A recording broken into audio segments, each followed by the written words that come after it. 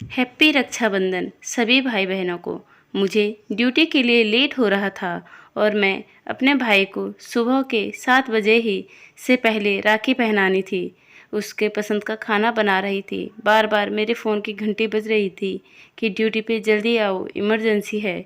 भाई अभी भी उठा नहीं था और उसको खाने की खुशबू आ गई।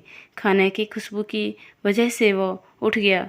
जैसे उठकर बाहर आया तो मुझे जाने के लिए लेट हो गई। मैंने उसे जल्दी जल्दी राखी बांधी और ड्यूटी पर चली गई। उसकी पसंद का खाना बनाकर गई हुई थी। रात के 10 बजे घर आए तो बहुत थकी हुई थी। पूरा घर बिखरा हुआ था और सोफे में एक प्यारी सी ड्रेस रखी हुई थी और उस पर एक चिट्ठी चिपकाई हुई थी। उसमें लिखा था, मेरी प्यारी बहना, यह सिर्फ आपके लिए है। मैं सोचने लगी कि यह इतने पैसे कहाँ से लाया, इसके पास तो पैसे भी नहीं है। यह तो अभी पढ़ाई कर रहा है। मैं भाई को पूरे घर में ढूंढने लगी, बाथरूम में, बेडरूम में, किचन में गई तो उसने अभी भी खाना नहीं खाया था। तो मैं परेशान हो गई।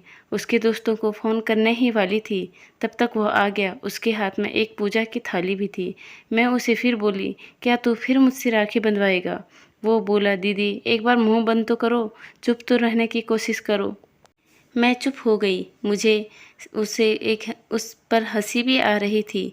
वो यह क्या कर रहा है? वह मुझसे बोला, अपना हाथ आगे बढ़ाओ। मैंने अपना हाथ आगे किया और उसने मुझे राखी बांधी। मैंने उससे कहा कि तू इतनी महंगी ड्रेस कहाँ से लाया है? तो कहने लगा, मैंने अपना गुल्लक फोड़ दिया। अब मुझे लगने लगा मेरा भाई बहुत बड़ा हो गया है। उसने कहा, हैप्पी रक्षाबंधन दीदी, आप देश की रक्षा के साथ साथ मेरी रक्षा भी करते हो। मेरे माँ बाप जाने के बाद आप ही मेरे रक्षक हो और आप ही मेरे भाई हो। मैंने उससे कहा, यह तो मेरा फ़र्ज़ है। हर उस भाई बहन की रिस्पेक्ट करो जो देश की रक्षा कर रहे हैं, जो हमारे देश की रक्षा के लिए कभी छुट्टियां नहीं लेते हैं, कभी किसी त्यौहार पर नहीं जाते हैं। तो दोस्तों, इस रक्षाबंधन अपने देश की रक्षा करने वाले भाई बहनों को हैप्पी रक्षाबंधन।